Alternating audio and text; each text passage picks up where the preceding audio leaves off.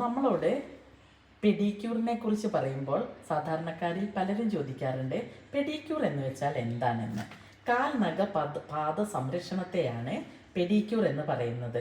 നമ്മൾ പെഡിക്യൂർ ചെയ്യുന്നത് എങ്ങനെയെന്ന് വെച്ചാൽ, കാല് ആദ്യം ഈ ഹോട്ട് വാട്ടറിൽ ഷാംപൂ, സാൾട്ട്, വിനെഗർ അങ്ങനെ ഒരുപാട് ക്ലൻസിങ് ആയ വസ്തുക്കളിട്ട് 20 മിനിറ്റ്സ് ഡിപ്പ് ചെയ്ത് വെച്ചതിൻ്റെ ശേഷം കാലിലെ നഖത്തിനെ നന്നായി ഷേപ്പ് ചെയ്ത് റിമൂവ് ചെയ്തെടുക്കും.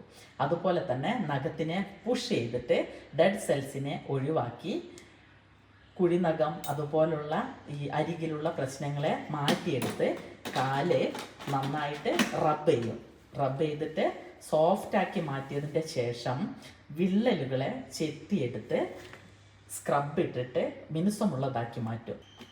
കാലിൻ്റെയും പാദത്തിൻ്റെയും നഖത്തിൻ്റെയും പരുപരുത്ത ഭാഗങ്ങളെ മിനുസമുള്ളതാക്കി മാറ്റുന്നു.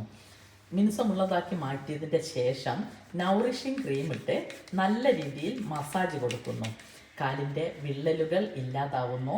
പരുപരുത്ത പ്രതലങ്ങളെ നമ്മൾ മിനുസമുള്ളതാക്കി മാറ്റുന്നു. കൂടാതെ മുഖം പോലെ തന്നെ കാലിനെ ഷൈനിങ് ആക്കി മാറ്റുന്ന ഒരു പ്രക്രിയയാണ് ഈ പെഡിക്യൂർ.